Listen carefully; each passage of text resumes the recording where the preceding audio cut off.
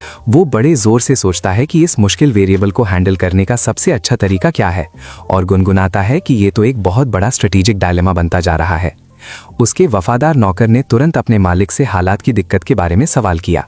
फर्नन ने हाइव को बताया कि अरी एक बहुत बड़ी अपॉर्चुनिटी है, एक ऐसी चीज है जिसकी वैल्यू जरूर बढ़ जाएगी अगर वो ठीक से इन्वेस्ट करे। उसके बाद उसने अपने नौकर की प्रोफेशनल ओपिनियन मांगी कि उसको आगे कैसे बढ़ना चाहिए और हाइड ने उसको बिल्कुल भी एक सेकंड के लिए भी ना हिचकिचाने की सलाह दी।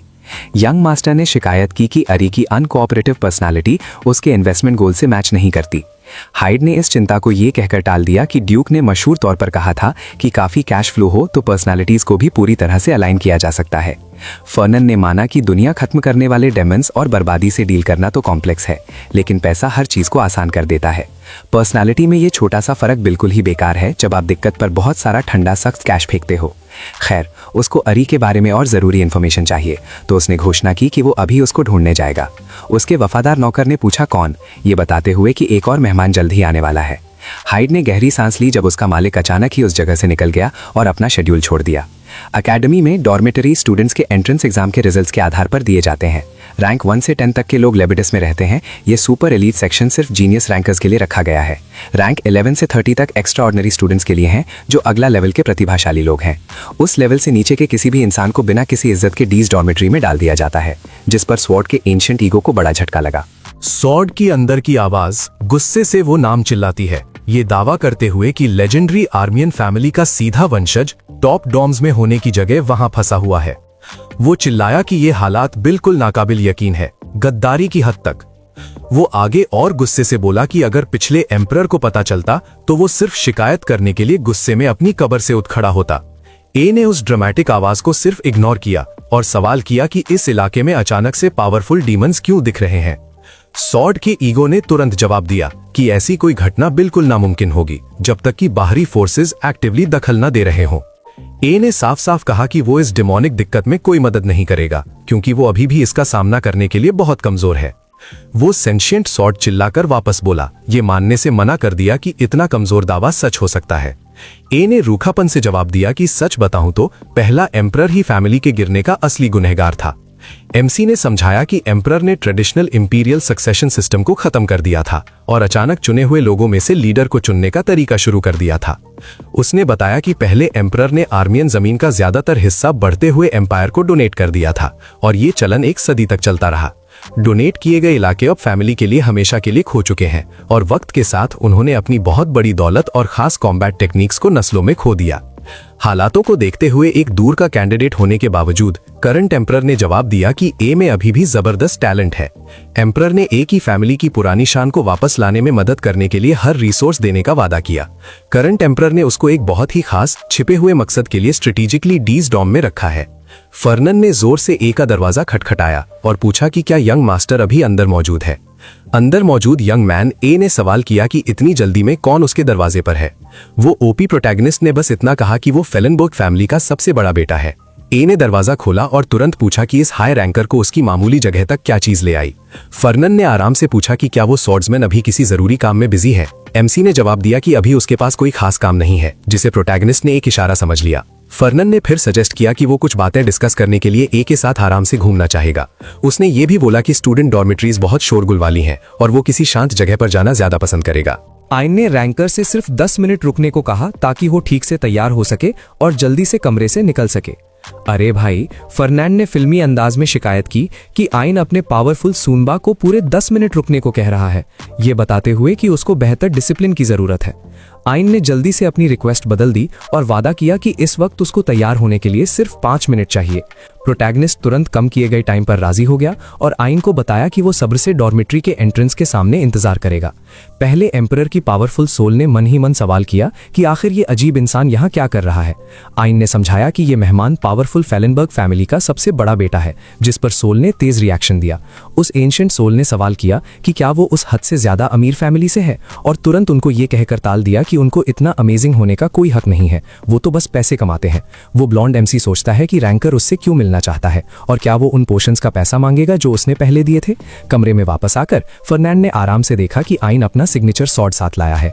आइन ने जवाब किया कि उसके मन में रैंकर के लिए बिल्कुल भी बुरी नीयत नहीं है। प्रोटैगनिस्ट ने तुरंत ये व्यवहार समझ लिया, याद करते हुए कि नाइट्स को अपने खास वेपन से दूर रहना पसंद नहीं होता। फर्नैंड ने दिमाग में नोट किया कि ये वेपन जरूर एम्परर गार्डनर के ईगो से भरा होगा और फिर एमसी से उस अचानक दिए गए इन्विटेशन की असली वजह पूछी। यार, फर्नैंड जवाब देता है कि कोई सीरियस बात नहीं थी, वो बस डिनर के प्लान सोच रहा था। वो पावरफुल यंग मास्टर समझाता है कि आइन मेन्यू से वो सब कुछ ऑर्डर कर सकता है जो उसका दिल चाहे। आइन थोड़ा नर्मता से ये ऑफर मना करने की कोशिश करता है, ये बोलकर कि उसके लिए खाना बहुत ज्यादा महंगा लग रहा है, लेकिन फर्नैंड पक्के से कहता है कि जब वो कोई जेनरस ऑफर दे रहा हो तो एमसी को उसे कभी नहीं ठुकराना चाहिए। समझकर आइन आखिर में उस रैंकर के खाने का इन्विटेशन मान लेता है। देखो, प्रोटैगनिस्ट अंदर ही अंदर सोचता है कि आइन नेक और सीधा लगता है, लेकिन उसको अभी भी ये समझ नहीं आया कि ओरिजिनल प्रोफेसी में एमसी ने उसको धोखा कैसे दिया। तो फर्नैंड टॉपिक बदलता है और पूछता है कि एकेडमी से ग्रेजुएट होने के बाद आइन क्या करने का इरादा रखता है। वो बताता है कि स्टूडेंट्स अक्सर सोशल इन्फ्लुएंस बढ़ाने के लिए एनरोल होते हैं, लेकिन आर्मी फैमिली ने हमेशा हाई सोसाइटी को बिल्कुल नजरअंदाज करके अपनी स्ट्रेंथ बढ़ाई है। फरनान को सचमुच बहुत सरप्राइज होता है ये देखकर कि उस खास फैमिली का कोई बंदा आखिरकार एकेडमी में पढ़ने आया है। आज सच बोलता है कि वो बस सबके द्वारा हमेशा एक घटिया मजाक की तरह ट्रीट होने से थक गया था। आर्मेनियन फैमिली को अभी भी रॉयल ब्लड वाला माना जाता है, भले ही अब वो डेजिग्नेशन सिर्फ नाम के लिए ही हो। उस एमसी का यही इंटेंस ड्राइव है जिसके चलते वो अपनी लीनियज को वापस ग्लोरी में लाने पर फोकस्ड है। अरे भाई, फरनान जो हमेशा स्ट्रैटेजिस्ट रहता है, वो पहचान लेता है कि ये लड़का पूरी तरह से एम्बिशन और जोरदार डिटर्मिनेशन से भरा हुआ है। वो बर्व प्राइड साफ दिखाई देती है। वो अपनी ब्लड लाइन की बहुत इज्जत करता है, लेकिन उसको सिर्फ सीधा साधा बच्चा समझने की गलती मत करना। ये एमसी एक ज्यादा गहरा गेम खेल रहा है। फरनान ने पहले ही उसके लिए सिस्टम समझ लिया है और वो डिसाइड करता है कि फ्यूचर में स्पॉन्सरशिप देना ज्यादा बेहतर कैलकुलेटेड मूव होगा। वो जानता है कि अगर अभी जोर दिया तो लड़के का नोबल प्राइड टूट जाएगा, खासकर क्योंकि ये बंदा घुटने टेकने से पहले मरना पसंद करेगा। मेन ऑब्जेक्टिव यहाँ स्लो बर्न है, गहरा पक्का लॉयल्टी और विश्वास बनाना जब तक सही मौका ना मिले। जैसे ही वक्त सही होगा, उसका प्लान है कि वो मौके को तुरंत लपक लेगा, उस लड़के को पूरी तरह इस्तेमाल करेगा और अपने मास्टर की लोकेशन को पूरा सीक्रेट रखेगा। फरनान टॉपिक बदलता है और हाइट से पूछता है कि क्या उसने बर्फ के साथ मीटिंग पक्की कर ली, और हाइट जवाब देता है कि वो सिर्फ लू को ही बरीफ बुला पाया क्योंकि बाकी सब बहुत आलसी थे। यार, हाइट शर्मिंदा होकर मानता है कि जब उसको एहसास हुआ कि उसके मास्टर को देर हो जाएगी तो उसको लू को भेज देना चाहिए था, लेकिन उसने उसको फिर भी रुकने को बोला। ऊप्स। हाइट जानबूझकर पूछता है, सोचता है कि क्या फरनान लू का स्पिरिट तोड़ने की कोशिश कर रहा है, लेकिन फरनान जवाब देता है कि डिटर्मिनेशन को कंट्रोल करना तो आम बात है, लेकिन उसने बर्व्स में बहुत इन्वेस्टमेंट किया है जो तब तक इफेक्टिव होना चाहिए जब तक उसको सचमुच का दर्द नहीं होता। हाइट कंफ्यूज होकर यंग मास्टर से पूछता है कि इस वक्त उसको असली में क्या दिक्कत हो रही है। फरनान इसको बस एक वक्त पर होने वाला हेडेक बोलकर टाल देता है, जब तक उसका ध्यान अचानक एक लंबे वक्त से इंतजार किए जा रहे प्रोफेसी की मैनिफेस्टेशन पर नहीं जाता, और वो देखता है एक लड़की जिसके बाल बहुत चमकीले अनोखे ब्लॉन्ड है और उस पर एक नोबल स्वॉर्ड होने का निशान है। विजन में दिखता है कि ए उसका एलिगेंट स्वॉर्ड डांस देख रहा है और तुरंत उसे प्रोटेक्ट करने की कसम खाता है, भले ही उसकी पावर, उसके विंग्स पहले ही टूट चुके हों। इसकी दर्दनाक बात यह है कि जो लोग इस पावरफुल लड़की पर अत्याचार कर रहे हैं वो कोई और नहीं, उसकी खुद की फेलिनबर्ग फैमिली है, जिसका मतलब है कि उसको उनके कंट्रोल से उसको आजाद करना पड़ेगा।